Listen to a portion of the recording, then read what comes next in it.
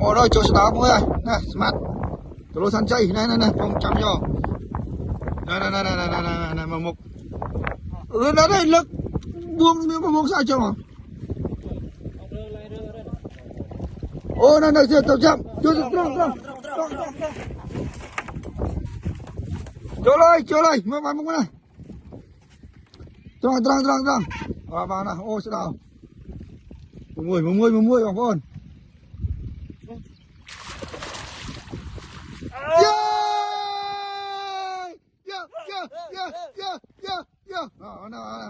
លើក